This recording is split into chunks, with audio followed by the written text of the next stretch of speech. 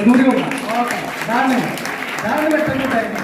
അപ്പൊ നമുക്ക് അടുത്തതായിട്ട് ജലീൽ മാഷ് വിളിക്കാം. കാരകുന്ന് ഹൈസ്കൂളിൽ പഠിച്ചവരെ ജലീൽ മാഷിനെ കുറിച്ച് ഞാൻ പറഞ്ഞു തരേണ്ട ആവശ്യം ഉണ്ടാവില്ല. നമുക്ക് വേണ്ടി മോട്ടിവേഷൻ ക്ലാസ് എടുക്കാൻ വേണ്ടി നമ്മുടെ അടുത്ത് തന്നെ ആമയൂരിലാണ് മൂപ്പറുള്ളത്. നമ്മുടെ ക്ഷണം സ്വീകരിച്ച് ഇവിടെ എത്തിയിട്ടുണ്ട്. നമുക്ക് വേണ്ടിയിട്ട് ക്ലാസ് എടുക്കാൻ ജലീൽ മാഷെ ഞാൻ വേദിയിലേക്ക് ക്ഷണിക്കുന്നു. അപ്പോൾ ജലീൽ മാഷ്ക്ക് ഞാൻ ആദ്യം വേറൊരു ദൗത്യം കൊടുക്കുകയാണ്. കാരണം ആ കുട്ടിക്ക് പെട്ടെന്ന് എവിടെ പോകാനുണ്ട്. അനശ്വര TP ഈ 2023-24 വർഷത്തെ SSLC ഏറ്റവും കൂടുതൽ മാർക്ക് വാങ്ങി വിജയിച്ച ആ കുട്ടിക്ക് ഉള്ള ആദരവ് കൊടുക്കുന്നത് ജലീൽ മാഷാണ്.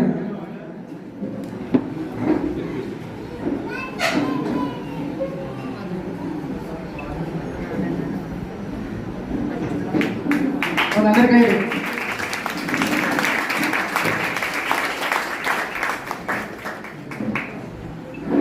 അപ്പൊ നമുക്ക് അനശ്വര നമ്മളോട് പറയാൻ എന്തെങ്കിലും ഉണ്ടാവില്ല അല്ലേ അനശ്വര?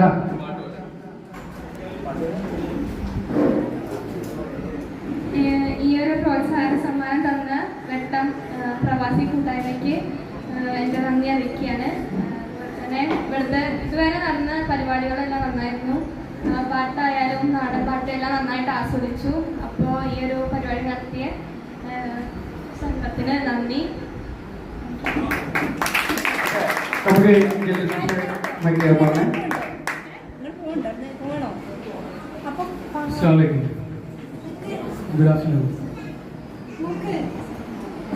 നല്ല പാട്ടൊക്കെ കേട്ട് അതിൻ്റെ ഒരു ആനന്ദത്തിൽ കൈയൊക്കെ അടിച്ചിങ്ങനെ നിൽക്കുന്ന നിങ്ങളുടെ മുമ്പിലേക്ക് മൈക്ക് തന്നിട്ട് ക്ലാസ് എടുക്കണമെന്ന് പറയുമ്പോൾ നിങ്ങളുടെ ഉള്ളിലുണ്ടാകുന്ന വികാരം എന്താണെന്നുള്ളത് ശരിക്കും അറിയാൻ പറ്റും. കുറച്ച് സമയം മാത്രമേ സംസാരിക്കുള്ളൂ. കാരണം ഒരുപാട് പ്രോഗ്രാംസ് ഇങ്ങനെ വരിയായിട്ട് അവിടെ നിൽക്കുന്നുണ്ട്. സംഘാടകരുടെ മനസ്സിൽ ഒരുപാട് ആശങ്കയുണ്ടാവും. ഇയാളെങ്ങാനും നീട്ടി പറഞ്ഞു പോയാൽ പിന്നെ പാട്ട് പാടാനുള്ള കുട്ടികൾ എന്ത് ചെയ്യും, ഇവിടെ വിളിച്ചിട്ടുള്ള ബാക്കി അതിഥികൾ എന്ത് ചെയ്യും, മാജിക് ഷോ, അപ്പോൾ അതൊക്കെ വരാനുണ്ട്. അതുകൊണ്ട് അതൊക്കെ കണക്കിലെടുത്ത് കുറച്ച് സമയം മാത്രം ചില കാര്യങ്ങൾ പറഞ്ഞ് അവസാനിപ്പിക്കണം. ആദ്യം നിങ്ങൾ ശ്രദ്ധിക്കുന്നുണ്ടോന്ന് അറിയണം. ഞാൻ 1 എന്ന് പറയുമ്പോൾ 1 തവണ കൈയ്യടിക്കുക, 2 എന്ന് പറയുമ്പോൾ 2 തവണ, 3 എന്ന് പറയുമ്പോൾ 3 തവണ. റെഡിയല്ലേ? 1, 2, 3. അത് ശ്രദ്ധിക്കുന്നുണ്ടോ എന്ന് മനസ്സിലാക്കാൻ പറ്റിയില്ല. ഞാൻ 1 എന്ന് പറയുമ്പോൾ 2 തവണ കൈയ്യടിക്കണം, 2 എന്ന് പറയുമ്പോൾ 1 തവണ, 3 എന്ന് പറയുമ്പോൾ കൈയ്യടിക്കരുത്. ഓക്കെ ആണോ? ഒരിക്കൽ കൂടി പറയാം. 1 എന്ന് പറയുമ്പോൾ 2 തവണ കൈയ്യടിക്കണം, 2 എന്ന് പറയുമ്പോൾ 1 തവണ, 3 എന്ന് പറയുമ്പോൾ കൈയ്യടിക്കരുത്. ക്ലിയർ അല്ലേ? 1, 3 അയച്ചാ 1, 2, 3.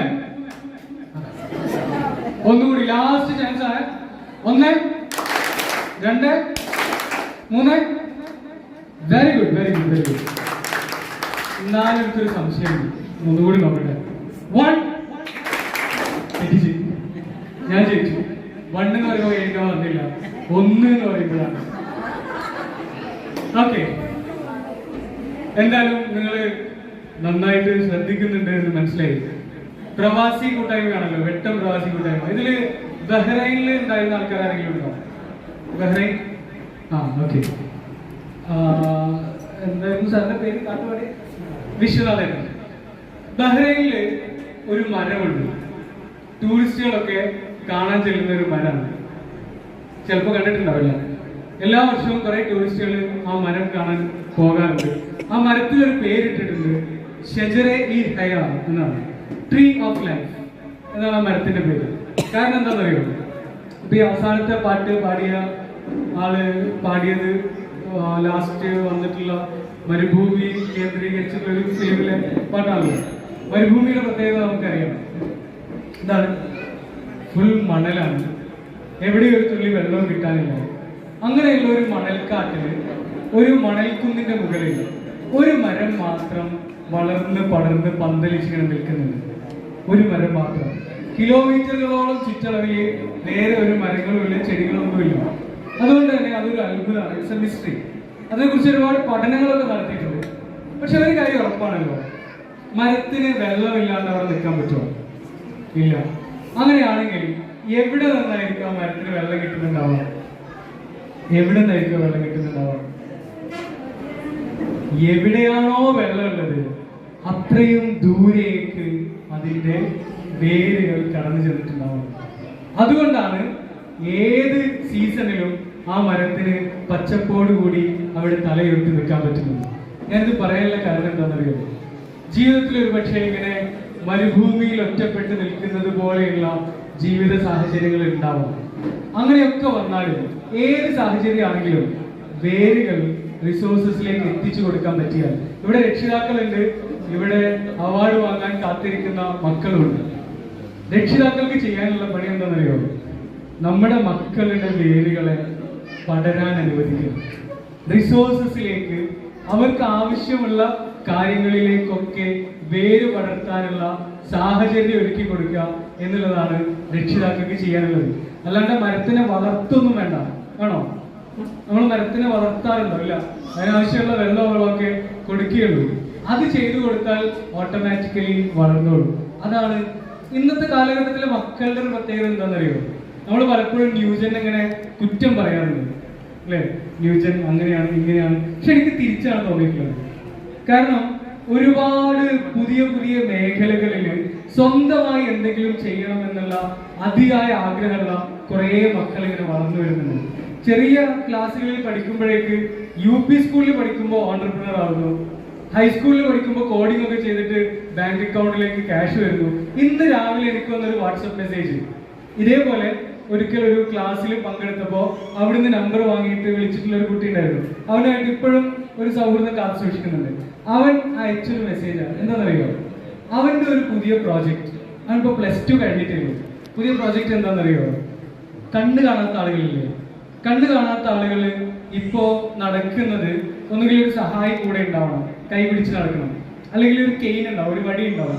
ആ വടി ഇങ്ങനെ വെച്ച് നോക്കിയിട്ട് അങ്ങനെയൊക്കെയാണ് നടക്കുക. നമ്മുടെ സ്കൂളിൽ, കാരക്കുളം സ്കൂളിലെ ATL ലാബില് കഴിഞ്ഞ വർഷത്തെ കുട്ടികൾ ഉണ്ടാക്കിയ ഒരു പ്രോജക്റ്റ് എന്തായിരുന്നു അറിയോ? ഒരു ഷൂ ഉണ്ടാക്കി. ഷൂ, ഈ ഷൂ കണ്ണ് കാണാത്ത ആളിട്ട് നടന്നു കഴിഞ്ഞാൽ അയാൾക്ക് പിന്നെ വടിയുടെ ആവശ്യമില്ല. കാരണം ആ ഷൂവിൽ സെൻസർ ഘടിപ്പിച്ചിട്ടുണ്ട്.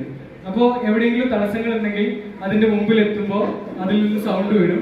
ആ സൗണ്ട് വരുന്നതിനനുസരിച്ച് ഇയാൾക്ക് വഴി മാറിപ്പോകാം.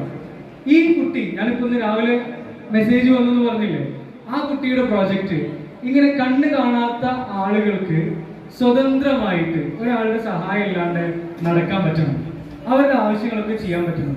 അതിനുള്ള ഒരു സംവിധാനമാണ് അവന് ഒരുക്കിക്കൊണ്ടിരിക്കുന്നത്. അപ്പോ അതിനുള്ള സംവിധാനങ്ങൾ പൂർത്തീകരിച്ചു കഴിഞ്ഞാൽ അവൻ പറയുന്നത്, അയാൾക്ക് മുമ്പിൽ ഒരു പത്രം കാണുകയാണെങ്കിൽ അയാൾക്ക് പത്രം വായിക്കാൻ പറ്റണം. എങ്ങനെ വായിക്കാം? ഈ പത്രം സ്കാൻ ചെയ്യാനുള്ള ഒരു സംവിധാനം ഇയാൾക്ക് ഉണ്ടാക്കി കൊടുക്കും. ആ പത്രം സ്കാൻ ചെയ്ത് വായിച്ച് കേൾപ്പിക്കും. പുസ്തകം വായിക്കാം. മുമ്പിലൂടെ ഇങ്ങനെ നടക്കുമ്പോൾ ആളുകളുടെ വീട്ടിലുള്ള ആൾക്കാരുടെ പേരുകളൊക്കെ അതിൽ ഫീഡ് ചെയ്ത് കഴിഞ്ഞാൽ ആരാണ് മുമ്പിലുള്ളതെന്ന് പറഞ്ഞു കൊടുക്കും. ഇവിടെ ഇങ്ങനെ തടസ്സം ഉണ്ടെങ്കിൽ വഴി മാറി പോകാൻ പറയും. അങ്ങനെ ഞാൻ പറഞ്ഞു വരുന്നത് എന്താ വെച്ചാൽ, ചെറിയൊരു കുട്ടി, +2 പഠിക്കുന്ന ഒരു കുട്ടിക്ക് ഇങ്ങനെ വളരെ സോഷ്യലി കമ്മിറ്റഡ് ആയിട്ടുള്ള ഒരു ചിന്ത വരികയും ആ ചിന്തക്കനുസരിച്ച് അവന്റെ അതുവരെയുള്ള പഠന നിലവാരം വെച്ചുകൊണ്ടുള്ള ഒരു പ്രോജക്റ്റ് ഉണ്ടാക്കിയെടുക്കുകയും ചെയ്യാം എന്ന് പറയുന്നത് ഒരു നിസ്സാര കാര്യമല്ല. അപ്പോ നമ്മുടെ മക്കളൊന്നും നിസ്സാരക്കാരല്ല. ഇന്നത്തെ ആർട്ടിഫിഷ്യൽ ഇന്റലിജൻസിന്റെ യുഗത്തിൽ ജീവിക്കുന്ന അവർക്ക് ഒരുപാട് ഉയരങ്ങളിൽ പറക്കാൻ സാധിക്കും. സോ പാരന്റ്സ് എന്നുള്ള നിലയിൽ അതിനാവശ്യമായുള്ള ഗ്രൗണ്ട് ഒരുക്കി കൊടുക്കാം എന്നുള്ളതാണ് നമുക്ക് ചെയ്യാനുള്ളത്, അല്ലെ? തീർച്ചയായിട്ടും. അപ്പോ അങ്ങനെ ചിന്തിക്കുമ്പോൾ എനിക്ക് തോന്നിയിട്ടുള്ളത്, ചിലപ്പോഴൊക്കെ നമ്മള് ചില കാര്യങ്ങൾ അനാവശ്യമായിട്ട് ഇങ്ങനെ ബേജാറാവും. ചില കാര്യങ്ങളെ കുറിച്ച് വേണ്ടാത്ത ചില വേവലാതികൾ ഉണ്ടാവും. ഒരു ദിവസം രാവിലെ ഒരു കൽക്കുഞ്ഞൻ ഇങ്ങനെ നടന്നു പോയിരുന്നു. അപ്പോഴാണ് ഒരു വലിയ പോക്കാന്തോള കാണുന്നത്. കൽക്കുഞ്ഞൻ ഇങ്ങനെ നടക്കുന്നത്. മുമ്പ് ഇങ്ങനെ അത്ഭുതത്തോടു കൂടി ഇങ്ങനെ നോക്കി, അയ്യോ ഇതിപ്പോ എങ്ങനെയാ നടക്കുന്നത്? 10-100 കാലുകളുണ്ട്. ഇതിങ്ങനെ നടക്കുമ്പോൾ കൺഫ്യൂഷൻ ആയി പോകില്ലേ? ഏത് കാലാണ് ആദ്യം, ഏത് കാലാണ് പിന്നെ എന്നൊക്കെയുള്ള കൺഫ്യൂഷൻ വരൂലേ? മൂപ്പര് ഇങ്ങനെ ചെന്നിട്ട് പറഞ്ഞു, സ്റ്റോപ്പ്, അവിടെ നിൽക്ക് കൽക്കുഞ്ഞേട്ടാ, ഒരു ചോദ്യം ചോദിക്കാൻ. എന്താ? എങ്ങനെയാ നിങ്ങൾ ഇങ്ങനെ തട്ടിത്തടഞ്ഞ് വീഴാണ്ട് ഇത്രയും കാലുകളെ മാനേജ് ചെയ്ത് നടക്കുന്നത്? അപ്പോഴാണ് കൽക്കുഞ്ഞൻ ഇങ്ങനെ നോക്കുന്നത്. ശരിയാണല്ലോ, ഇത്രയും കാലം ഞാനത് ആലോചിച്ചിട്ടില്ല, എങ്ങനെയാ നടക്കുന്നത്? അപ്പൊ എങ്ങനെയാ നടക്കുന്നതിനെ കുറിച്ചൊന്നും ഞാൻ ആലോചിച്ചിട്ടില്ല. അങ്ങനെ നടക്കുന്നുണ്ട്. ഓക്കെ. എന്നിട്ട് കൽക്കുഞ്ഞൻ അങ്ങോട്ട് നടന്നുപോയി. തവള അപ്പോഴും ഇങ്ങനെ നോക്കി നിൽക്കുകയാണല്ലോ. കുറച്ച് ദൂരം നടന്നപ്പോൾ എന്താ സംഭവിച്ചെന്നറിയോ? കൽക്കുഞ്ഞൻ ഇങ്ങനെ കാല് അങ്ങോട്ടും ഇങ്ങോട്ടും തട്ടിപ്പടിഞ്ഞ് അവിടെ വീണുപോയി. അപ്പോഴാണ് കൽക്കുഞ്ഞൻ ഇങ്ങനെ ആലോചിച്ചത്, ഇത്രയും കാലം നടന്നിട്ട് ഒരു കുഴപ്പമുണ്ടായിരുന്നു. ഞാൻ മാത്രമല്ല, തലമുറകളായിട്ട് ഒരുപാട് കൽക്കുഞ്ഞന്മാർ ലോകത്തിന്റെ പല ഭാഗത്തും നടന്നുകൊണ്ടേ ഇരിക്കുന്നുണ്ട്. ആരും വീണില്ല, ഞാൻ മാത്രം വീണുപോയി. എന്താ വീഴാനുള്ള കാരണം? ഈ ചോദ്യം ചില ആശങ്കകൾ മനസ്സിലുണ്ടാക്കി. അപ്പോ രക്ഷിതാക്കളുടെ ഭാഗത്ത് നിന്ന് കുട്ടികളുടെ മനസ്സിലേക്ക് ആശങ്കകൾ പടരുന്ന ചോദ്യങ്ങളല്ല ഉണ്ടാവേണ്ടത്. പകരം അവർക്ക് പ്രോത്സാഹനം കൊടുക്കുന്ന, ഇവിടെ വെട്ടം കൂട്ടായ്മ ചെയ്യുന്നത് അതാണ്. ഇവിടെ ഇങ്ങനെ ഒരുപാട് ട്രോഫികൾ നിരത്തി വെച്ചിട്ടുണ്ട്. നിങ്ങൾ ഇവിടെ വന്നിരിക്കുന്നതും അതിനാണ്, മക്കൾക്ക് പ്രോത്സാഹനം കൊടുക്കാൻ വേണ്ടി. അങ്ങനെ കൊടുക്കുമ്പോൾ തീർച്ചയായിട്ടും അവരെ വളർന്നു വരും. നെഗറ്റീവാണ് കൊടുക്കുന്നെങ്കിലോ എവിടെയെങ്കിലുമൊക്കെ തട്ടിത്തടഞ്ഞ് വീഴാനുള്ള സാധ്യതകളുണ്ട്. അപ്പൊ അതുകൊണ്ട് ആ കാര്യം ഒഴിവാക്കിയിട്ട് എന്ത് ചെയ്യാം? പ്രോത്സാഹനങ്ങൾ കൊടുക്കാം. ഒരു ഇപ്പോ നിലവിലുള്ള കഥയല്ലല്ലോ, ജീവിച്ചിരിക്കുന്ന ഒരു എക്സാമ്പിളാണ്. ഭോപ്പാലില് ജനിച്ച ഒരു പെൺകുട്ടി, അവളുടെ പേര് കനിക എന്നാണ്, കനിക തേഗ്രിവാൾ. അവൾ ചെറിയ കുട്ടിയായിരുന്ന സമയത്ത് അവൾക്ക് മുറ്റത്ത് ഇങ്ങനെ കളിക്കുന്ന സമയത്ത് ആകാശത്തൂടെ ഇങ്ങനെ വിമാനങ്ങളൊക്കെ പാറി പോകുമ്പോൾ അവൾക്ക് ഭയങ്കര കൗതുകമായിരുന്നു. അവളിങ്ങനെ ടാറ്റയൊക്കെ കൊടുക്കും, വിമാനത്തിനെ നോക്കിയിട്ട് ടാറ്റയൊക്കെ കൊടുക്കും.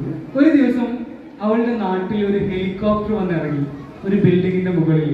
ചെറിയ കുട്ടിയാകുന്ന സമയത്താണ്. അപ്പോ അവള് വിചാരിച്ചത് എന്താണെന്നറിയോ? ഇതൊരു വലിയ കൂവ ഇങ്ങനെ പാറി വന്നതാണ്. അത്രയും ചെറിയ കുട്ടിയാണ്. പക്ഷെ ഇങ്ങനെ അടുത്ത് ചെന്ന് നോക്കിയപ്പോ ആ ഹെലികോപ്റ്ററിൽ ഉണ്ടായിരുന്ന പൈലറ്റ് ഈ കുട്ടി അകത്ത് ചെന്ന് കാണിച്ചു കൊടുത്തു, ഹെലികോപ്റ്ററിന്റെ സംഗതികളൊക്കെ പറഞ്ഞു കൊടുത്തു. അന്ന് മുതൽ അവളുടെ മനസ്സിൽ ഒരു സ്വപ്നം വളർന്നു വന്നു.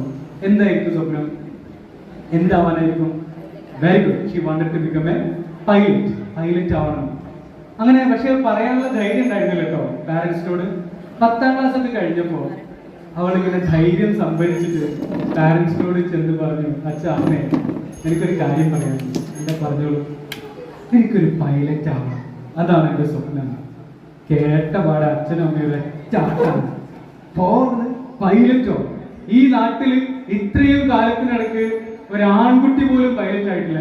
എന്നിട്ടാണോ നീ ഒരു പെൺകുട്ടി പൈലറ്റ് ആവാൻ ആഗ്രഹിക്കുന്നത്? ഒരിക്കലും നടക്കില്ല എന്ന് പറഞ്ഞ് ആട്ടി പറഞ്ഞു.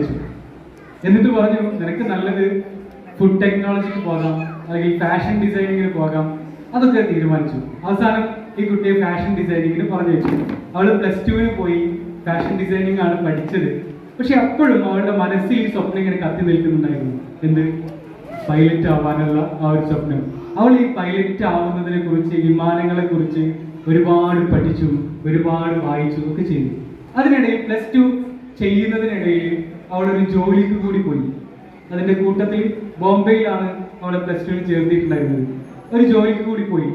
അവിടെ അങ്ങനെ ചെറിയ ജോലികളൊക്കെ ചെയ്യുന്നുണ്ടായിരുന്നു. അതിനിടയിൽ ഒരു ദിവസം ആ കമ്പനിയുടെ മാനേജർ അവളെ ഓഫീസിലേക്ക് വിളിപ്പിച്ച സമയത്ത് ആ മാനേജറുടെ ടേബിളിന്റെ മുകളിൽ ഒരു 3D മോഡൽ ഉണ്ടാക്കി വെച്ചിട്ടുണ്ടായിരുന്നു. ഈ കമ്പനിയുടെ പുതിയ ഒരു ബിൽഡിങ്ങിന്റെ ഒരു രൂപമാണ് ഉണ്ടാക്കി വെച്ചിട്ടുള്ളത്. അതിന്റെ മുകളിൽ ഒരു ഹെലിപാഡ് ഉണ്ട്, ഹെലികോപ്റ്റർ വന്നിറങ്ങുന്ന ഹെലിപാഡ്. ഇത് കണ്ട പാടെ കനിക പറഞ്ഞു, സർ ഈ ഹെലിപാഡ് ഈ ബിൽഡിങ്ങിന്റെ മുകളിൽ ശരിയാവില്ല, അത് സയന്റിഫിക് അല്ല, അതിന്റെ നിർമ്മാണത്തിൽ അപാകതയുണ്ട്. അത് കേട്ട പാടെ മാനേജർ ഇവളുടെ മുഖത്തേക്ക് നോക്കിയിട്ട്, നീ എന്തിനാ ഇതിലൊക്കെ ഇടപെടുന്നത്? ഇത് ചെറിയ കുട്ടികൾ പറയേണ്ട കാര്യമൊന്നുമല്ല, ഇവള് +2 അല്ലേ ആയിട്ടുള്ളൂ, ഇത് വലിയ എഞ്ചിനീയർമാരുണ്ടാക്കിയതാണ്, നീ ഇടപെടണ്ട എന്ന് പറഞ്ഞ് അവൾ അവിടുന്ന് ഒഴിവാക്കി. പിന്നെ അവൾക്ക് പരീക്ഷയുടെ ദിവസമായിരുന്നു. പരീക്ഷ എഴുതിക്കൊണ്ടിരിക്കുന്നതിനിടയിൽ പരീക്ഷ കഴിഞ്ഞ് പൂർത്തീകരിച്ച് പുറത്തിറങ്ങിയപ്പോൾ അവൾ കണ്ടത് അവളുടെ ഫോണിൽ ഒരുപാട് മിസ് കോളുകൾ വന്നിട്ടുണ്ട്. നോക്കിയപ്പോൾ മാനേജറാണ്. തിരിച്ചു വിളിച്ചു, ഉടനെ ഓഫീസിൽ എത്താൻ പറഞ്ഞു. എത്തിയപ്പോ മാനേജർ എന്താ പറഞ്ഞെന്നറിയോ? കൺഗ്രാറ്റുലേഷൻസ്, വലിയ ഒരു ആർക്കിടെക്റ്റ് ഡിസൈൻ ചെയ്ത ബിൽഡിങ്ങിന്റെ സ്ട്രക്ചറാണ്, പക്ഷേ നീയാണ് അതിന്റെ ഹെലിപാഡ് നിർമ്മാണം കറക്റ്റ് അല്ല എന്ന് കണ്ടെത്തിയ ആൾ. ഞങ്ങളുടെ പുതിയ പ്രോജക്റ്റില് ഒരു ഏവിയേഷൻ പ്രോജക്റ്റ് ഉണ്ട്. എന്ന് പറഞ്ഞാൽ വിമാന കമ്പനികളുമായി ബന്ധപ്പെട്ട ഒരു പ്രോജക്റ്റ് ഉണ്ട്. അതിന്റെ ഹെഡായിട്ട് നിന്നെ നിയമിക്കുകയാണ് എന്ന് അവളോട് പറഞ്ഞു. And she became the head of that.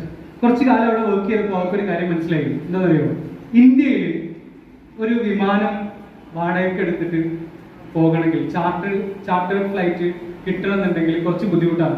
നമുക്കൊരു ഓട്ടോ വേണമെങ്കിൽ ഓട്ടോക്കാരൻ്റെ നമ്പർ ഉണ്ടെങ്കിൽ വിളിച്ചാൽ ഓട്ടോ ഇവിടെ എത്തും, നമുക്ക് പോകാം.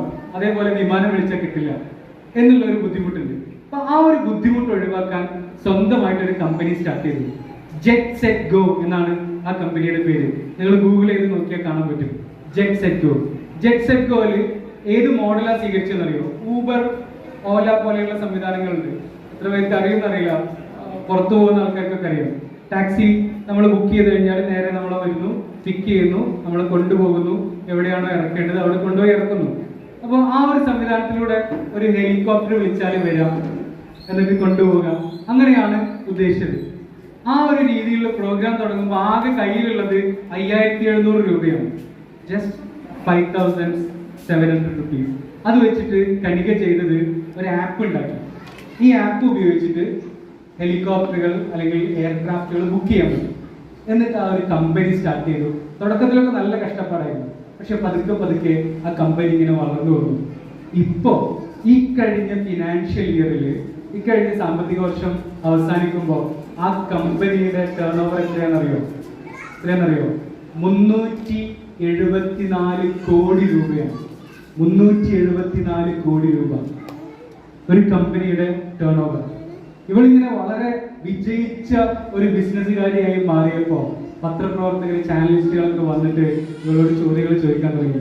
അവർ ചോദിച്ചു, നിങ്ങളുടെ ജീവിതത്തിൽ എപ്പോഴെങ്കിലും ഇങ്ങനെ നടന്നിട്ടില്ലായിരുന്നെങ്കിൽ നന്നാകുമായിരുന്നു എന്ന് തോന്നിയ അവസരങ്ങളുണ്ടോ? എങ്ങനെ? അങ്ങനെ ആയിട്ടില്ലെങ്കിൽ ഞാനിപ്പോ ഈ ഫാമിലിയിൽ അല്ലെങ്കിൽ ഞാൻ നന്നാകുമായിരുന്നു, ആ സ്കൂളിലല്ല പഠിച്ചതെങ്കിൽ, ഈ കോഴ്സ് അല്ല സെലക്ട് ചെയ്തതെങ്കിൽ, ഈ കൂട്ടുകാരനല്ല ഉണ്ടായിരുന്നതെങ്കിൽ, അങ്ങനെയൊക്കെ തോന്നില്ലേ? അങ്ങനെ എപ്പോഴെങ്കിലും തോന്നിയിട്ടുണ്ടോ? അപ്പൊ കനിക്കതിന് ഒരു നിമിഷം ആലോചിച്ചിട്ട് പറഞ്ഞു, നോ, ഇല്ല, എനിക്ക് അങ്ങനെ തോന്നിയിട്ടില്ല. അപ്പൊ പത്രക്കാർ ചോദിച്ചു, അല്ല, നിങ്ങൾ 10ാം ക്ലാസ്സിൽ വെച്ചിട്ട്, അവര് കനിക്കയുടെ ഹിസ്റ്ററി ഒക്കെ പഠിച്ചിട്ടാണ് വരുന്നത്, 10ാം ക്ലാസ്സിൽ വെച്ച് പാരന്റ്സിനോട് പറഞ്ഞില്ലേ എനിക്കൊരു പൈലറ്റ് ആവണമെന്ന്? അപ്പൊ നിങ്ങൾ ആട്ടി വിട്ടില്ലേ? ആ സമയത്ത് നിങ്ങൾക്ക് തോന്നിയിട്ടില്ലേ അന്ന് പാരന്റ്സ് സമ്മതിച്ചിരുന്നെങ്കിൽ എനിക്കൊരു പൈലറ്റ് ആകുമായിരുന്നു എന്ന്? അപ്പൊ കനിക ചിരിച്ചുകൊണ്ട് പറഞ്ഞു, നോ, എനിക്ക് അങ്ങനൊന്നും തോന്നിയിട്ടില്ല. കാരണം എന്താണെന്നറിയോ, അന്ന് പാരന്റ്സ് സമ്മതിച്ചിരുന്നെങ്കിൽ ഞാനൊരു പക്ഷേ ഇന്നൊരു പൈലറ്റായി മാറിയിട്ടുണ്ടാകുമായിരുന്നു. പക്ഷേ അന്ന് പാരന്റ്സ് സമ്മതിക്കാത്തത് കൊണ്ട് ഇന്ന് ഒന്നല്ല 100 കണക്കിന് പൈലറ്റുമാരെ കൺട്രോൾ ചെയ്യുന്ന ഒരു കമ്പനിയുടെ MD ആണ് ഞാൻ. ഇന്ത്യയുടെ ആകാശത്തൂടെ ഓരോ മിനിറ്റിലും ഒരു ഫ്ലൈറ്റെങ്കിലും ജെറ്റ് സെറ്റ് ഗോയുടേതായിട്ട് ഇങ്ങനെ പറന്നുകൊണ്ടിരിക്കുന്നുണ്ട്. അങ്ങനെയുള്ള ഒരു കമ്പനിയുടെ MD ആവാൻ എനിക്ക് പറ്റിയത് അന്ന് പാരന്റ്സ് നോ പറഞ്ഞതുകൊണ്ടാണ് എന്ന്. അതുകൊണ്ട് നമ്മുടെ സാഹചര്യമോ ഏത് നാട്ടിൽ നിന്ന് വരുന്നു എന്നുള്ളതോ പാരന്റ്സിന്റെ വിദ്യാഭ്യാസമോ അതൊന്നും ഒരു പ്രശ്നമല്ല. മക്കളോടാണ് പറയുന്നത്, ഒന്നും ഒരു പ്രശ്നമേ അല്ല. നിങ്ങളുടെ ഉള്ളിൽ കത്തി നിൽക്കുന്ന ഒരു വെളിച്ചം ഉണ്ടെങ്കിൽ, കത്തി നിൽക്കുന്ന ഒരു വെട്ടമുണ്ടെങ്കിൽ, ഒരു സ്വപ്നമുണ്ടെങ്കിൽ നിങ്ങളുടേതായ വഴികൾ ഇങ്ങനെ തുറന്നു കിട്ടും. വളരെ പാഷനേറ്റ് ആയിട്ട് അതിനെ ഫോളോ ചെയ്താൽ മാത്രം മതി. അങ്ങനെ ചെയ്യുമ്പോൾ പുതിയ പുതിയ മേഖലകളിലേക്ക് എത്താൻ പറ്റും. വളരെ ഉയർന്ന നിലയിലേക്ക് എത്തിച്ചേരാൻ എന്തായാലും പറ്റൂലേ? തീർച്ചയായിട്ടും. അങ്ങനെയാണെങ്കിൽ ഒരു ചെറിയ കാര്യം കൂടി ചോദിക്കട്ടെ. ഇവിടെ കാറുള്ള ആൾക്കാർ എത്ര പേരുണ്ട്? സ്വന്തമായിട്ട് കാറുള്ളവര് കുറെ പേര്. സ്വന്തമായി കാറ് വാങ്ങണം എന്ന് ആഗ്രഹമുള്ള എത്ര പേരുണ്ട്? കാർ ഇപ്പൊ ഇല്ല, വാങ്ങണം എന്ന് ആഗ്രഹമുള്ളവർ, അല്ലെങ്കിൽ ഇപ്പൊ ഉള്ള കാർ ഒന്ന് അപ്ഡേറ്റ് ചെയ്യണം എന്ന് ആഗ്രഹമുള്ളവർ, പുതിയ ഒരു പ്രീമിയം കാർ ആക്കണം. Okay, right. ഏത് കാറാ? ഒരു ചാൻസ് കിട്ടിയത് ചോദിച്ചു. ഒരു ചാൻസ് കിട്ടി, ഏത് കാറ് വാങ്ങാനുള്ള അത്രയും ഒരു ഉയർന്ന പൊസിഷനിൽ നീ എത്തി. അങ്ങനെയാണെങ്കിൽ ഏത് കാറ് വാങ്ങും? സ്കോഡ വാങ്ങും. ഏത് വാങ്ങും? പറഞ്ഞോ, ഏതാ? സ്കോഡ. നിങ്ങൾ ഏതാ വാങ്ങാൻ? ബെൻസ് ആണ്. ഇവിടെ ഏത് കാറാ? ഏത്? ആൾട്ടോ അല്ല, ഏതാ? നിങ്ങൾക്ക് ഏതോ കാറുണ്ട്? ഏത് കാറ് വാങ്ങാം? ഏത് കാറാണ് നമ്മൾ തീരുമാനിച്ചില്ലെങ്കിൽ അവൻ കാറ് വാങ്ങൂല കേട്ടോ. ആദ്യം കാറ് വാങ്ങണം തീരുമാനിക്കണം, ഏത് കാറാണ് തീരുമാനിക്കണം, എന്നാലേ അത് വാങ്ങാൻ പറ്റുള്ളൂ. തീരുമാനിച്ചാൽ നിങ്ങൾ ശ്രദ്ധിച്ചിട്ടുണ്ടാവും, നമ്മളിപ്പോ ഒരു കാറ് വാങ്ങാൻ തീരുമാനിച്ചു എന്ന് വിചാരിച്ചോ, കാറ് വാങ്ങിയ ആൾക്കാർക്ക് അറിയാം തീരുമാനിച്ചിട്ട് വാങ്ങുന്നതിനിടയിലുള്ള കുറച്ച് ദിവസങ്ങളുണ്ട്. അതിനിടയിൽ നമ്മൾ റോഡിലൂടെ ഇങ്ങനെ പോകുമ്പോഴൊക്കെ നമ്മൾ തീരുമാനിച്ച കാറാണ് കൂടുതൽ കാണാം, അല്ലെ? നമ്മൾ തീരുമാനിച്ച കാറാണ് കാണാം. അതെന്തുകൊണ്ടാ? ആ സ്വപ്നം നമ്മുടെ ഉള്ളിലുള്ളത് കൊണ്ട് അതിലേക്ക് ആവശ്യമായ സാധനങ്ങൾ നമ്മളിങ്ങനെ കൂടുതൽ അട്രാക്ട് ചെയ്യണം. അപ്പോഴാണ് നമ്മളിത് കാണാൻ തുടങ്ങുന്നത്. നിങ്ങൾക്ക് ഭാവിയിൽ എന്താണോ ആവേണ്ടത് അത് ഉള്ളിൽ ഇപ്പൊ ഇങ്ങനെ ഫിക്സ് ചെയ്ത് വെക്കണം, തീരുമാനിച്ചു വെക്കണം. അങ്ങനെ തീരുമാനിച്ചു വെച്ചാൽ അതിലേക്ക് എത്താനുള്ള വഴികൾ ഇങ്ങനെ മുമ്പിൽ കണ്ടുകൊണ്ടേയിരിക്കും. തീരുമാനിച്ചിട്ടില്ലെങ്കിലോ പോകാൻ പറ്റുമോ? എവിടെ എത്തൂല. തെങ്ങിന്റെ മോളിൽ കയറണമെങ്കിൽ മോളിൽ കയറണം എന്നുള്ള തീരുമാനം ആദ്യം ഉണ്ടാവണം, എന്നാലല്ലേ കയറുള്ളൂ. അല്ലെങ്കിൽ അടിയിൽ തന്നെ നിൽക്കും, കൊട്ടത്തേങ്ങ തലച്ചാടും. റൈറ്റ്? അപ്പോ ലക്ഷ്യം ഉണ്ടാവണം. അപ്പോ കാർ സ്കോഡയാണ് പറഞ്ഞു, ബെൻസ് ആണെന്ന് പറഞ്ഞു. ഞാൻ വേറെ കാര്യം പറയാം. ഈ ഒരു ചോദ്യം ചോദിക്കാൻ പോവാണേ. മാഷന്മാരെ ക്ലാസ്സിൽ വിളിച്ച് അങ്ങനെ പ്രശ്നം രക്ഷിതാക്കളാണെന്ന് നോക്കില്ല. ചോദ്യം ചെയ്തു. ഒരു കാറ്, ഏതാ കാറെന്ന് അറിയോ? ഫെരാറി. റൈറ്റ്? സ്പോർട്സ് കാറാണ്. വളരെ കുറഞ്ഞ സെക്കൻഡുകൾ കൊണ്ട് 100 കിലോമീറ്റർ സ്പീഡിലേക്കൊക്കെ എത്തുന്ന പോകുന്ന ഭയങ്കര സ്പീഡിൽ പോകുന്ന ഫെരാറിയാണ്. ഒരു ഫെരാറി കാർ. ശരിക്കും ശ്രദ്ധിക്കണേ, ചോദ്യം ചോദിക്കും, ഉത്തരം പറഞ്ഞ സമ്മാനം ഉണ്ടാവും. ഒരു ഫെരാറി കാറ് ഇറ്റലിയിൽ ഒരു ഹൈവേയിൽ ഇങ്ങനെ നിർത്തിയിട്ടുണ്ട്. ഇറ്റലിയിലെ ഒരു എക്സ്പ്രസ് ഹൈവേ ആണ്, അടിപൊളി റോഡാണ്. ഡ്രൈവർ വരുന്നു. ഡ്രൈവർ എന്ന് പറഞ്ഞാൽ കാറിന്റെ ഓണർ തന്നെയാണ്. കാറിൽ കയറി, ഡോർ അടച്ചു, കാർ സ്റ്റാർട്ട് ചെയ്തു. നമ്മൾ എന്താ പ്രതീക്ഷിക്കുന്നത്? കാർ അങ്ങോട്ട് സ്റ്റാർട്ട് ചെയ്ത ഉടനെ ഒറ്റ പോക്ക് പോകാനല്ലേ? മൂപ്പര് ഇങ്ങനെ ഓട്ടോറിക്ഷ സ്റ്റാർട്ട് ചെയ്ത മാതിരി പതുക്കെ ഇങ്ങനെ ഒരു 30-40 സ്പീഡിൽ ഇങ്ങനെ വണ്ടി ഓടിച്ചു പോകുന്നുണ്ട്. ഇത്രയും കുതിച്ചു പോയാൻ കെൽപ്പുള്ള കാറ് വളരെ കുറഞ്ഞ സ്പീഡിൽ ഇങ്ങനെ ഓടിച്ചു പോവാണ്. മനസ്സിലായില്ലേ? എന്നാ വിട്ടായിരിക്കട്ടെ. സമ്മാനം, ഉത്തരം പറഞ്ഞാൽ സമ്മാനം. ശരി ഉത്തരവും തെറ്റുത്തരവും ഒന്നുമില്ലേ, എന്ത് പറഞ്ഞാലും സമ്മാനം. ഓക്കെ? പക്ഷേ പറയുന്ന ആൾക്കാർ ജസ്റ്റ് ഒന്ന് കൈ പൊക്കിയിട്ട് പറയണം, അപ്പോഴേ കാണുള്ളൂ. ചോദ്യം ഇതാണ്, എന്തുകൊണ്ടാണ് ഈ കാറിന്റെ ഓണർ ആ കാറ് അത്രയും കുറഞ്ഞ വേഗതയിൽ ഓടിച്ചു പോകുന്നത്? ആ, വെരി ഗുഡ്. പറഞ്ഞോ, എന്താ കാരണം? എന്റെ പേരെന്താ? ഹിനാൻ. ഹിനാന് ഭയങ്കര ഷോന്റെ ആളാണ് കേട്ടോ. ആ ആൾക്കാരെ കാണിക്കാനാണ്. ചുന്നറ പോയാലും കുറച്ചാളല്ലേ കാണുള്ളൂ. എല്ലാരും ഒന്ന് കണ്ടോക്കെ കേട്ടിട്ടാണ്. ആ, വെരി ഗുഡ്, വെരി ഗുഡ്. പിന്നെ അടുത്തത് ആ, അയാൾക്ക് ശരിക്കും ഓടിക്കാൻ അറിയാത്തതുകൊണ്ടാണ്. അല്ല, എനിക്ക് ശരിക്കും ഓടിക്കാൻ അറിയാം. ഉറങ്ങുണ്ടാവുന്നോ? ഇല്ല, ഉറങ്ങിയിട്ടില്ല. സമ്മാനമുണ്ട്. ഉറങ്ങാതെ ഓടിക്കുന്നത്. എന്ത് പറഞ്ഞാലും സമ്മാനം. ഉത്തരം പറഞ്ഞാൽ മതി. ആ കാറിന്റെ ഓണർ അയാളായിട്ടുണ്ട്. കാറിന് എന്തോ പറ്റൂന്ന് വിചാരിച്ചിട്ടില്ലേ? ആ ഷോക്കേസിലൊക്കെ മിഠായി. ഒരു കപ്പൽ ഉണ്ടാക്കുന്നത് എന്തിനാ? കടലിലൂടെ തിരമാലകളെ കീറി മുറിച്ച് പോകാനല്ലേ? പക്ഷെ കപ്പൽ ഏറ്റവും സേഫ് ആയിട്ട് നിൽക്കുക എവിടെയാണെന്ന് അറിയോ? കരയിൽ നങ്കൂരിട്ടിരിക്കുമ്പോ. പക്ഷെ അതിനുള്ള കപ്പൽ ഉണ്ടാക്കിയത് അല്ല, ഈ തിരമാലകളെ കീറി മുറിച്ച് മുന്നോട്ട് പോകാനാണ്. പറയും. അദ്ദേഹത്തിന് ധൃതിയില്ലായിരുന്നു, ഭയങ്കര റിലാക്സ്ഡ് ആയിട്ട് അങ്ങനെ പോകാനാണ് അല്ലേ? അതുകൊണ്ടും അല്ല. മിഠായി ഇനിയുണ്ട്. മിഠായി കഴിഞ്ഞില്ല. വേഗം പറഞ്ഞ മിഠായി കിട്ടും. അയാളെ കാറ് കേടരുന്ന് എഴുതിയിട്ട്. അതുകൊണ്ടാണ് നിങ്ങള് കുട്ടികളെ കളിക്കോപ്പെടുത്ത് ഷോക്കേസ്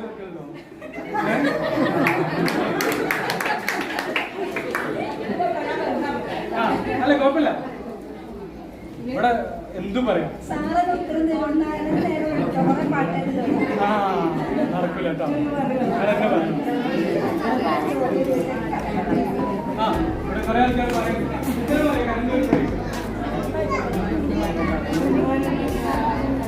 പുറത്തുള്ള കാഴ്ചകൾ കയ്യിൽ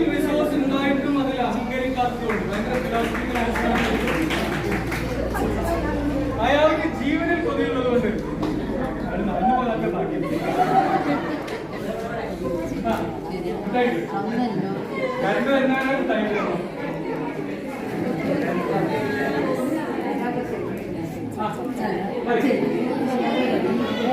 അയാള് തീരുമാനിച്ചിട്ടില്ല, വീട് പോകാൻ അയാൾ തീരുമാനിച്ചില്ല. വെറുതെ ആളെ പുറകെ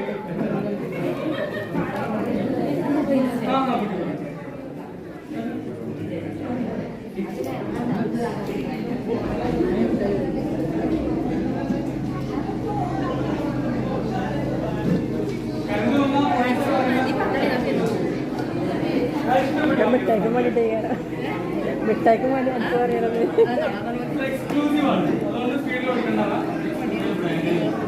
എക്സ്ക്ലൂസീവ് ആയതുകൊണ്ട് നല്ല പോയാൽ മതി. എക്സ്ക്ലൂസീവ്നെസ് കാണിക്കാൻ സ്പീഡ് പോകണം. ഓക്കെ, കറണ്ട് വന്നു, മിഠായി വിതരണം അവസാനിച്ചു. അപ്പോ ഉത്തരം ഞാൻ പറയാം. നമ്മുടെ സ്കൂൾ ബസ്സിനൊക്കെ ഒരു പരിധിയിൽ കൂടുതൽ സ്പീഡിൽ പോകാൻ പറ്റൂല. അതിൻ്റെ ഉള്ളില് എഞ്ചിനകത്തൊരു സാധനം ഘടിപ്പിച്ചിട്ടുണ്ടാവും. എന്താ? ഒരു സ്പീഡ് ഗവർണർ ഉണ്ടാവും അല്ലെ? വേഗക്കൂട്ട് എന്ന് പറയും മലയാളത്തിൽ. ഈ ഫെറാറിയുടെ എഞ്ചിനിൽ ഒരു വേഗക്കൂട്ട് ഘടിപ്പിച്ചിട്ടുണ്ടെങ്കിൽ അത് 40 കിലോമീറ്ററിലാണ് സെറ്റ് ചെയ്ത് വെച്ചെങ്കിൽ എത്ര പവർഫുൾ ആയിട്ടുള്ള എഞ്ചിൻ ആണെങ്കിലും അതിനേക്കാൾ വേഗത്തിൽ പോകാൻ പറ്റുമോ? പറ്റൂല. പക്ഷെ ഫെറാറിക്കാർ അത് വെക്കൂല കേട്ടോ. അത് വെക്കുമെങ്കിൽ ഫെറാറി ആരും വാങ്ങൂല. ഞാനിത് പറഞ്ഞെന്തിനാണെന്നറിയോ? ഈ ഫെറാറിയുടെ എഞ്ചിൻ അത്രയും പവർഫുൾ ആണ്, എന്നിട്ട് പോലും അത് മെല്ലെ പോകുന്നത്. അതിനേക്കാൾ പവർഫുൾ ആയിട്ടുള്ള ഒരു എഞ്ചിൻ നമ്മുടെയൊക്കെ ഉള്ളിലുണ്ട്, നമുക്കൊക്കെ പടച്ചോൻ തന്നിട്ടുണ്ട്. ഏതാണ് ആ എഞ്ചിൻ? ബ്രെയിൻ. Very good. തലച്ചോറാണ് ആദ്യം വിടുന്ന പറഞ്ഞത്. സമ്മാനം ബ്രെയിൻ അല്ലെ? നമ്മുടെ ബ്രെയിൻ എന്ന് പറഞ്ഞാൽ അത്രയും പവർഫുൾ ആയിട്ടുള്ള ഒരു എഞ്ചിനാണ്. Very very powerful. Albert Einstein പോലും അതിന്റെ പവറിന്റെ ചെറിയൊരു ശതമാനം മാത്രമേ ഉപയോഗിച്ചിട്ടുള്ളൂ എന്നാണ് പറയുന്നത്. അത്രയും പവർഫുൾ ആയിട്ടുള്ള ഒരു ബ്രെയിനുള്ള നമ്മൾ അതിന്റെ വളരെ കുറച്ച് മാത്രമേ ഉപയോഗിക്കുന്നുള്ളൂ എങ്കിൽ നമ്മൾ ചില സ്പീഡ് ഗവർണറൊക്കെ വെച്ചിട്ടുണ്ട്. എന്താണെന്നറിയോ? എന്നെ കൊണ്ട് ഇത്രയൊക്കെ പറ്റുള്ളൂ, ഇതിനപ്പുറത്തേക്ക് പോകാൻ കഴിയൂല, അങ്ങനെയുള്ള ചില കാര്യങ്ങൾ, ചില ചങ്ങലകൾ, അത് നമ്മൾ പൊട്ടിച്ചെറിഞ്ഞേ പറ്റും. അങ്ങനെയല്ല, അങ്ങനെയല്ല. അത് വെറുതെ ചില തോന്നലുകളാണ്. കാട്ടിൽ നിന്ന് ആനയെ പിടിച്ചു കൊണ്ടുവന്നിട്ട്, ചെറിയ ആനക്കുട്ടിയാവുമ്പോ പിടിച്ചു കൊണ്ടുവന്നിട്ട് കാലിൽ ചങ്ങലക്കിടും, എന്നിട്ട് തളച്ചിടും. ഈ ആനക്കുട്ടി എന്ത് ചെയ്യുമെന്നറിയോ? കാട്ടിൽ നിന്ന് പിടിച്ചു കൊണ്ടുവന്നതല്ലേ, രക്ഷപ്പെടാൻ നോക്കും. രക്ഷപ്പെടാൻ നോക്കുമ്പോ അവിടെയുള്ള പാപ്പാൻ എന്ത് ചെയ്യും? നന്നായിട്ട് അടിക്കും. മാത്രമല്ല, രക്ഷപ്പെടാൻ വേണ്ടി കാലിങ്ങനെ വലിക്കുമ്പോ ചങ്ങല കാലിൽ തട്ടിയിട്ട് കാലിന് മുറിവാകും. എത്ര ശ്രമിച്ചാലും രക്ഷപ്പെടാൻ കഴിയൂല. പക്ഷേ നിങ്ങൾ ശ്രദ്ധിച്ചിട്ടുണ്ടാവും, വലിയ ഗജവീരനായിട്ട് അരിക്കൊമ്പനും ചക്കക്കൊമ്പനൊക്കെ ആയിട്ട് അത്ര വലിയ ഒരു ആനയായി മാറിയതിനു ശേഷവും ഒരു മെലിഞ്ഞൊട്ടിയ പാപ്പാന്റെ ഒരു തോട്ടിയും പേടിച്ചിട്ട് ഇങ്ങനെ അനങ്ങാതെ നിൽക്കുന്ന ആനകളെ ശ്രദ്ധിച്ചിട്ടുണ്ടാവും. ആ ആന വിചാരിച്ചാല് ആ ചങ്ങല പൊട്ടിക്കാൻ പറ്റുമോ? പറ്റൂലേ? പറ്റൂലേ? തീർച്ചയായിട്ടും പറ്റും, തീർച്ചയായിട്ടും പറ്റും. ഈ പാപ്പാനൊക്കെ തട്ടിത്തെറിപ്പിച്ചിട്ട് രക്ഷപ്പെടാൻ പറ്റും. പക്ഷെ എന്തുകൊണ്ട് ആ ചങ്ങല പൊട്ടിക്കാൻ ശ്രമിക്കുന്നില്ല എന്നറിയോ? ആനയുടെ ഉള്ളിലുള്ള വേഗക്കൂട്ടാണത്, ചിന്തയാണ്. എന്ത്? പണ്ട് ചെറിയ കുട്ടിയായിരുന്നപ്പോ ഞാനത് ശ്രമിച്ചിട്ട് നടന്നിട്ടില്ല, കാല് വേദനിച്ചു, പാപ്പാന്റെ നടി കിട്ടി, അതുകൊണ്ട് ഇപ്പോഴും നടക്കൂല എന്നുള്ളത്. അങ്ങനെയുള്ള വല്ല ചിന്തകളും ഉള്ളിൽ കിടക്കുന്നുണ്ടെങ്കിൽ അതൊക്കെ പൊട്ടിച്ചേർന്നിട്ട് നമ്മുടെ സ്വപ്നങ്ങളിലേക്ക് കുതിച്ചു വീഴുകയാണ് നമ്മൾ ഓരോരുത്തരും ചെയ്യേണ്ടത്. ഞാൻ അവസാനിപ്പിക്കുകയാണ്, എനിക്ക് തന്ന സമയം കഴിഞ്ഞിട്ടുണ്ട്. അപ്പോ ആ ഒരു രീതിയിൽ മികച്ച മക്കളായിട്ട് മുന്നോട്ട് പോവുക. നമ്മുടെയൊക്കെ ജീവിതത്തിന് കൃത്യമായ ഒരു ലക്ഷ്യമുണ്ട്. ആ ലക്ഷ്യം നിറവേറ്റിയിട്ട് തന്നെ മുന്നോട്ട് പോവാം. പോകുമ്പോൾ കാൽപ്പാടുകൾ അവശേഷിപ്പിച്ച് കടന്നു പോവാം. ഒരൊറ്റ കാര്യം കൂടി പറഞ്ഞിട്ട് 1 മിനിറ്റിനുള്ളിൽ അവസാനിപ്പിക്കണം. ഒരാള് രാവിലെ ഒരു കടൽ തീരത്തൂടെ ഇങ്ങനെ നടക്കാം, മോർണിംഗ് വാക്ക്. അപ്പൊ അങ്ങനെ നടക്കുമ്പോൾ കുറെ അപ്പുറത്ത് എന്തോ ഒരു സംഗതി ഇങ്ങനെ ചലിക്കുന്നതായിട്ട് കണ്ടു, ഇളകുന്നുണ്ട്. ഒന്നുകൂടി അടുത്ത് ചെന്ന് നോക്കിയപ്പോ ഒരു ഡാൻസ് ഒക്കെ ചെയ്യുന്ന പോലെ മുന്നിലേക്ക് വരുന്നു, പിന്നെ പിറകിലേക്ക് തന്നെ പോകുന്നു, പിന്നെ മുന്നിലേക്ക് തന്നെ വരുന്നു, ബാക്കിലേക്ക് പോകും. ഒരു താളാത്മകമായിട്ട് കുറച്ചുകൂടി അടുത്തെത്തിയപ്പോൾ മനസ്സിലായി അതൊരു ചെറിയ പെൺകുട്ടിയായിരുന്നു. ഈ പെൺകുട്ടി ഇങ്ങനെ കടൽ തീരത്ത് നിന്ന് എന്തോ എടുത്തിട്ട് തിരമാലയിലേക്ക് വെച്ചു കൊടുക്കുകയാണ്. വീണ്ടും എടുക്കുന്നു, തിരമാലയിലേക്ക് വെച്ചു കൊടുക്കുന്നു. ഈ മനുഷ്യൻ ഈ കുട്ടിയോട് ചോദിച്ചു, അല്ല മോളെ, നീ ഇത്രയും നേരത്തെ വന്നിട്ട് ഇവിടെ എന്താണ് ഈ ചെയ്യുന്നത്? അപ്പോ ഈ കുട്ടി പറഞ്ഞു, അങ്കിൾ ഒന്ന് നോക്കൂ, ഈ കടൽ തീരത്ത് നിറയെ നക്ഷത്ര മത്സ്യങ്ങൾ അടിഞ്ഞു കിടക്കുകയാണ്. തിരമാലയോടൊപ്പം വന്നിട്ട് കരയിൽ അടിഞ്ഞു ചേർന്നതാണ്. പക്ഷെ കുറെ സമയം അവിടെ കിടന്നാൽ അത് ചത്തുപോകും. അതുകൊണ്ട് ഞാൻ അതിലേക്ക് പെറുക്കിയെടുത്തിട്ട് അത് വെള്ളത്തിലേക്ക് വെച്ചു കൊടുക്കുകയാണ്. അപ്പൊ ഈ മനുഷ്യൻ ഈ കുട്ടി അഭിനന്ദിക്കുന്നതിന് പകരം പുച്ഛത്തോടു കൂടി അവളെ നോക്കിയിട്ട് ചോദിച്ചു, എന്ത് പൊട്ടത്തരമാണ് നീ കാണിക്കുന്നത്? നീ ഒന്ന് നോക്ക്, രണ്ട് സൈഡിലും 10,000 നക്ഷത്ര മത്സ്യങ്ങളാണ് ഇങ്ങനെ നിരന്ന് കിടക്കുന്നത്. നീ ഒരു കൊച്ചു പെൺകുട്ടി വിചാരിച്ചാൽ എന്ത് മാറ്റമാണ് ഉണ്ടാക്കാൻ സാധിക്കുക? എന്താ ചോദിച്ചത്? നീ ഒരു കൊച്ചു പെൺകുട്ടി വിചാരിച്ചാൽ എന്ത് മാറ്റമാണ് ഉണ്ടാക്കാൻ സാധിക്കുക? ഇവളൊന്നും മറുപടി പറഞ്ഞില്ല കേട്ടോ. അവളിങ്ങനെ കുനിഞ്ഞു നിന്ന് അടുത്ത നക്ഷത്ര മത്സ്യത്തെ തന്റെ കുഞ്ഞിക്കൈകളിൽ എടുത്ത് തുള്ളിച്ചാടി പോയിട്ട് അടുത്ത തിരമാലയിലേക്ക് അതിനെ വെച്ചു കൊടുത്തിട്ട് ഇയാളുടെ മുഖത്ത് നോക്കിയിട്ട് പറഞ്ഞു, ഈ ഒരു നക്ഷത്ര മത്സ്യത്തെയെങ്കിലും രക്ഷിക്കാൻ എന്നെ കൊണ്ട് പറ്റിയല്ലോ എന്ന ഉള്ളു നിറഞ്ഞൊരു സന്തോഷം എൻ്റെ ഉള്ളിൽ ഉണ്ടാവും. എനിക്കത് മതിയിരിക്കുന്നത്. നമ്മൾ ഓരോരുത്തരും ചിന്തിക്കേണ്ടതാണ്, നമ്മുടെ കൈകൾ കൊണ്ട് രക്ഷപ്പെടേണ്ട, നമുക്ക് മാത്രം നിർവഹിക്കാനുള്ള ഒരുപാട് കാര്യങ്ങൾ നമ്മുടെ ഈ ജീവിതത്തിൽ ചെയ്തു തീർക്കാനുണ്ട്. അതായിരിക്കട്ടെ നമ്മുടെ ലക്ഷ്യം. അപ്പോൾ ഇവിടെ അവാർഡ് വാങ്ങുന്ന എല്ലാ കുട്ടികളെയും അഭിനന്ദിക്കുന്നതോടൊപ്പം കത്തി നിൽക്കുന്ന ഒരു സ്വപ്നം ഉള്ളിൽ എപ്പോഴും കാത്തു സൂക്ഷിക്കണം എന്നുള്ള ഒരൊറ്റ കാര്യം പറഞ്ഞുകൊണ്ട് ഇത്രയും സമയം സഹകരിച്ച കേട്ടുനിന്ന എല്ലാവർക്കും അഗീതവുമായ നന്ദി അറിയിച്ചുകൊണ്ട്, പ്രത്യേകിച്ച് ഇതിന്റെ സംഘാടകരോടുള്ള നന്ദിയും കടപ്പാട് അറിയിച്ചു കൊടുക്കുന്നു. Thank you. അപ്പോ നമ്മുടെ ക്ഷണം സ്വീകരിച്ചെത്തിയ ജലീൽ മാഷക്ക് നമ്മൾ നല്ലൊരു കൈയടി കൊടുക്കാം.